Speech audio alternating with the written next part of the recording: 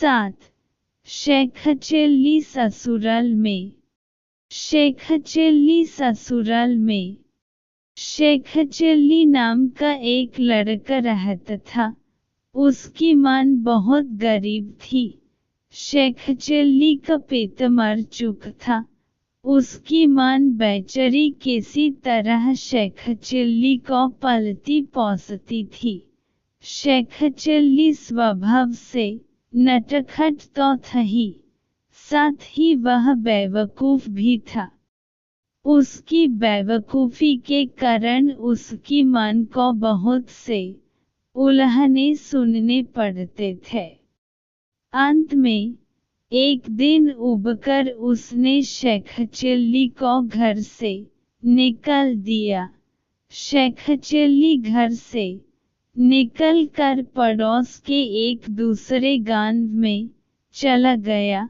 वहां उसने एक झोंपड़ी बनाई और रहने लगा। उसका स्वभाव बहुत ही खुशदिल था, इसलिए गांव के लोग उसके मित्र हो गए। उन्होंने उसकी बड़ी मदद दी और उसका रोटी पानी का खर्च चलने लगा। उसकी जिंददिली गांव के मुखिया की लड़की रजिया उस पर आशिक हो गई। गांव के कुछ नौजवान भी शेखचिल्ली के हिमायती थे। उन्होंने एक दिन दबाव डालकर मुखिया की लड़की रजिया से उसकी शादी कर दी। शेखचिल्ली को शादी में दान दहेज में बहुत कुछ रुपए तथा जेवरात भी मिले। शेखचिल्ली अपनी औरत तथा शादी में मिले हुए रुपए और जेवरात लेकर अपने गांव वापस लौट आया। गांव में लौटकर शेखचिल्ली अपनी मां से मिला तथा बोला, मां देख, मैंने मुखिया की लड़की से शादी कर ली है। शेखचिल्ली की मां ने देख कि बेटा बगल के गांव वाले मुखिया की लड़की से शादी कर लाया है। उसकी मां ने यह भी देख कि शेखचिल्ली दहेज में बहुत सी दौलत तथा सामान इत्यादि ले आया है, तो वह मन ही मन बहुत खुश हो गई। परंतु वह जानती थी कि शेखचिल्ली एक बिल्कुल बेकार लड़का है। इसको पैसा कमाने का कोई भी हुनर मालूम नहीं।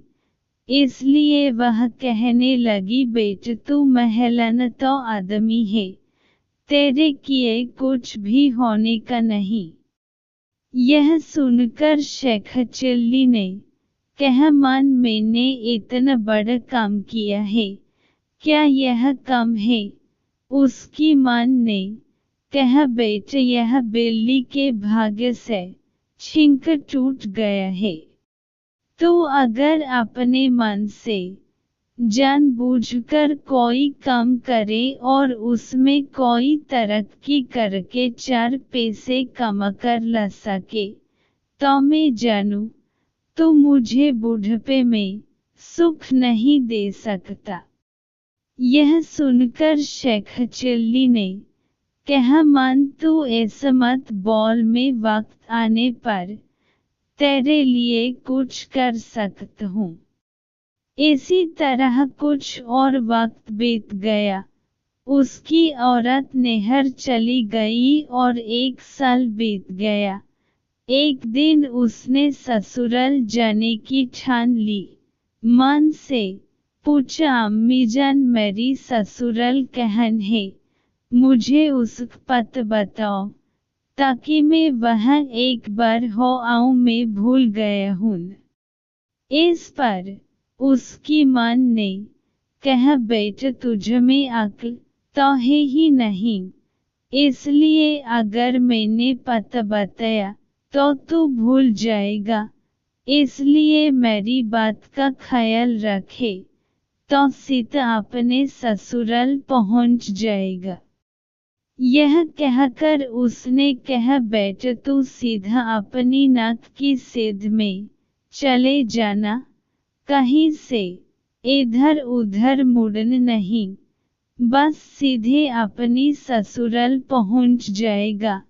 यह सुनकर शेख चिल्ली सीधन ससुराल को चल दिया। चलते चलते उसकी मां ने कहा, बेट जो साग सत्तू घर में था मैंने बांध दिया है, यह पोटली लेते जा और भूख लगने पर यही साग सत्तू खा लेना। शेख चिल्ली अपने घर से चलकर सीधा अपने नाक की सेध में रवाना हुआ। वह जब अपने घर से सीधा मैदान में 2-3 कोस निकल आया तो सामने एक दरख्त पड़ा। उसने सोचा मां ने नाक की सेध में चलने को कहा था। यह सोचकर वह पेड़ पर चढ़ गया और फिर दूसरी तरफ से उतर फिर नाक की सींच में रवाना हुआ। आगे चलने पर उसे एक नदी मिली। उसने उस नदी को बड़ी मुश्किल से पार किया और आगे चल पड़ा। इसी प्रकार चलता हुआ वह आखिरकार अपनी ससुराल आ पहुंचा। ससुराल पहुंचने पर उसकी भली भांति खातिरदारी की जाने लगी, परंतु उसने साग सत्तू छोड़कर कुछ भी खाना स्वीकार न किया, क्योंकि उसकी मां ने ऐसा ही कहा था। रात को बच्चा कुछ साग सत्तू खाकर सो रहा। रात्रि को उसे भूख सताने लगी। अब वह क्या करे? आखिर भूख से उबकर वह बाहर निकल आया और मैदान में एक दरख्त के नीचे लेट गया। उस पेड़ पर मधुमक्खियों का एक बहुत बड़ा छत्ता था। छत्ता मधु से इतना ज्यादा भरा हुआ था कि उसमें से रात को मधु टपकता था। शेख चिल्ली जब उस वृक्ष के नीचे लेटा तो ऊपर से उसके बदन पर मधु टपकने लगा। मधु की कुछ बूंदें उसके मुंह में टपकी तो वह उसे चटने लगा और बड़ा खुश हुआ। कुछ बूंदें उसके बदन पर भी टपकती रही और वह परेशान होकर इधर उधर करवटें बदलता रहा। शेख चिल्ली बेवकूफ तो था ही, उसे इस बात का पता नहीं लग सका कि आधेड़ पेड़ पर से क्या चीज उसके बदन पर टपकती है। निदान लाचार होकर वह वहां से उठ और घर के भीतर घुसकर एक कोठरी में जाकर सो रहा। उस कोठरी के अंदर घुनी हुई रुई रखी हुई थी। शेख चिल्ली को नरम नरम रुई मिली तो उसी में आराम के साथ जाकर सो रहा। उसके बदन के चारों ओर शहद तो लिप्त हुआ था ही, अब धुनी हुए रुई उसी के साथ बदन भर में चारों ओर चिपक गई और उसका बदन और उसकी शक्ल अजीब किस्म की हो गई। सुबह हुई तो शेख चिल्ली की औरत कुछ रुई निकलने उस कोठरी में घुसी। तब तक शेख चिल्ली जग उठ था। उसको ऐसे रूप में देखकर उसकी औरत चीख उठी। उसने हिम्मत बांधकर पूछा, तुम कौन हो? शेख चिल्ली ने जोर से डांट कर कहा, चुप। वह बाहर भागी और अपनी मां से जाकर कहा, अम्मा उस रुई वाली कोठरी में चुप घुस आया है। उसकी शक्ल बहुत भयानक है। यह सुनकर उसकी मां ने पड़ोसियों को इकट्ठा किया। कई लोग उस कोठरी में घुसे। शेख चिल्ली को देखकर सबने पूछा, तुम कौन हो? शेख चिल्ली ने फिर चिल्लाकर कहा, चुप। अब तो उसका ऐसा रूप देखकर सबकी सिट्टी पिट्टी गम हो गई। सब समझे चुप नाम की कोई भयानक बला घर में घुस आई है। उसे निकलने के लिए किसी सैनिक को बुलाना चाहिए। कई एक ओझ मौलवी बुलाए गए। सबने कितने ही मंत्रजंत किए, मगर वह चुप नाम की बला नहीं निकली। आखिर हर कर मौलवियों ने सलाह दी कि आप लोग यह मकान खाली करके किसी दूसरे में चले जाइए, वरना वह बला आप लोगों का सत्यानाश कर देगी।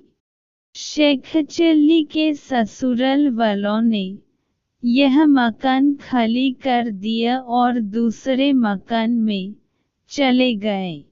शेख चिल्ली को अवसर मिल गया और वह रात्रि के समय उस कोठरी से निकलकर बाहर की ओर भागा।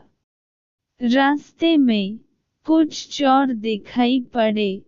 आगे एक किसान के बहुत से भेड़ वगैरह बंधे थे। शेख चिल्ली चोरों के डर के मारे उन्हीं भेड़ बकरियों के बीच जा घुसकर बैठ गया। उधर वे चोर भी उसी तरफ आ पहुँचे। चोरों ने कई एक भेड़ों को चुरा लिया। उन्हीं में शेख चिल्ली ने को भी रुई से लिपटा हुआ देख कोई दुम्बा भेड़ समझकर साथ लेकर भाग चले। भागते भागते वे नदी के किनारे आ पहुँचे। इतने में सुबह होने लगी। उन्होंने सब भेड़ों को जमीन पर पटक दिया।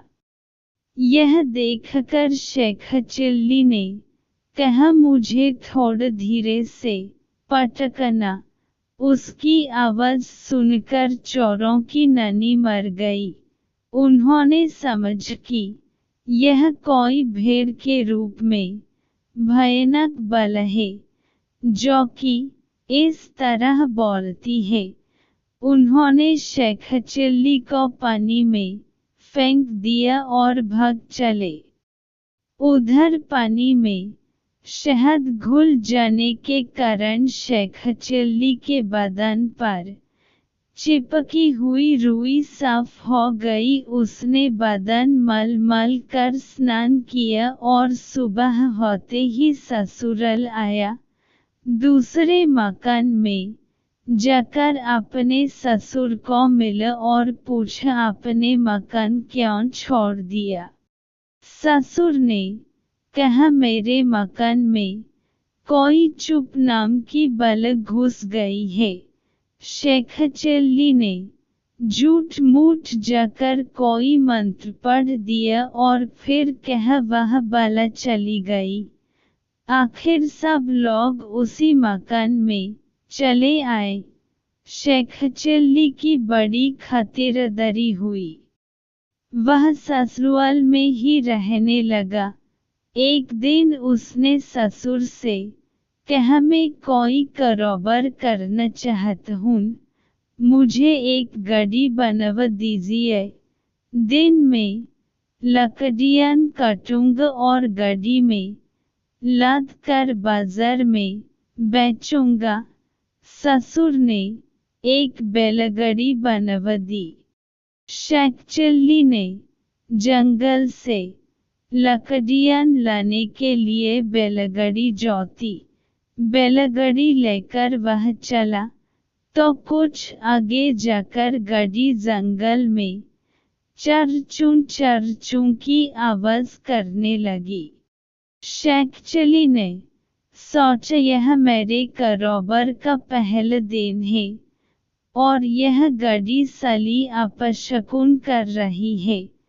आरे की मदद से गड़ी को कटकर टुकड़े टुकड़े कर दिया तथा उसे वहीं फेंक फांक कर आगे लकड़ी कटने चल दिया। शेखचिल्ली एक मोट पेड़ देखकर उसी पर चढ़ गया। एक बहुए ही मोती डाल पर जब बैठ और कुल्हड़ी से काटकर जब थक गया तो हाथ में उठकर उसी से उसने उस डाल को काटना शुरू किया। इतने में एक आदमी नीचे गुजरा। उसने जब शेखचिल्ली को डाल काटते देखा तो ठहर गया। गौर से देखने पर उसको मालूम हुआ कि शेखचिल्ली उसी डाल को डांट रहा था जिस पर कि वह बैठा हुआ है। उसने कहा, अरे मूर्ख, तू जिस डाल पर बैठा है उसी को काट रहा है। इस तरह तू डाल के साथ साथ खुद भी नीचे गिर जाएगा। शेखचिल्ली ने कहा, अरे जजा, मैं भला जमीन पर कैसे गिर सकता हूँ। वह आदमी वहीं ठहर गया। थोड़ी देर में डाल कट गई और डाल के साथ साथ शेखचिल्ली भी नीचे आ गिरा। तब शेखचिल्ली उसको कहने लगा, आप तो बहुत बड़े आदमी मालूम होते हैं, मुझे यह तो बताइए कि मैं कब मरूंगा। इस पर उस आदमी ने कहा, मैं यह सब नहीं जानता। मगर शेखचिल्ली कहन छोड़ने वाला था। उसने उसका पीछे पकड़ लिया तो उसने छुड़ने के लिए कहा, तू आज शाम को मर जाएगा। यह कहकर वह आदमी तो चला गया। अब शेखचिल्ली ने सोचा कि मुझे आज शाम को मर ही जाना है, तो अच्छा है कि पहले से ही कब्र के अंदर लेट जाऊं, ताकि मेरे मरने के बाद मेरे रिश्तेदारों को कब्र खोदनी न पड़े। ऐसा सोचकर वह उसी जंगल में एक गड्ढा खोदकर उसमें लेट रहा। उसी तरफ से एक आदमी जा रहा था। उसके पास एक मटक था। वह आवाज लगाता जा रहा था कि अगर कोई इस मटके को मेरे घर तक पहुंच दे तो मैं उसे 2 पैसे दूंगा। यह सुनकर शेखचिल्ली झटपट कब्र के अंदर से उठकर खड़ा हुआ और कहने लगा, लाओ, मैं तुम्हारा मटका ले चलता हूँ। यह सुनकर उस आदमी ने वह मटका शेखचिल्ली के हवाले किया। शेखचिल्ली उसे लेकर चल पड़ा। रास्ते में यह सोचता जा रहा था कि मुझे उसकी मजदूरी के 2 पैसे मिलेंगे। 2 पैसे का एक अंडा खरीदूंगा, उसे अंडे से मुर्गी पैदा होगी। उस एक मुर्गी से बहुत सी मुर्गियां पैदा होंगी। उन मुर्गियों को बेचकर एक बकरी खरीद लूंगा। बकरी से बहुत सी बकरियां होंगी। उन बकरियों को बेचकर एक गाय खरीदूंगा। उस गाय से बहुत सी गायें पैदा होंगी। उन्हें बेचकर घोड़ी से बहुत सी घोड़ियां पैदा होंगी। उन सब को बेचकर बहुत से रुपए मिलेंगे। तब मैं अपना मकान बनाऊंगा। फिर एक घोड़े पर बैठकर बाजार में सैर करने निकलूंगा।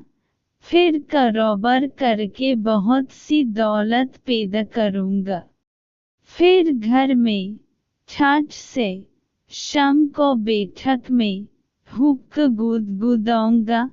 औरत बच्चों को मेरे पास खाना खाने के लिए भेजेगी। उस वक्त में हुक्क गुड़गुड़ाते हुए जोरों से सिर हिलकर कहूँगा अभी खाना नहीं खाऊंगा। शेख चिल्ली ने ज्यों ही अपने ख्यालों में जोरों से सिर हिलाया कि वह मटक सिर पर से गिरकर फूट गए और अंदर का सारा सामान मिट्टी में गिरकर खराब हो गया। इस पर उस आदमी ने शेख चिल्ली की अच्छी खासी मरम्मत की। शेख चिल्ली का सपना टूट गया।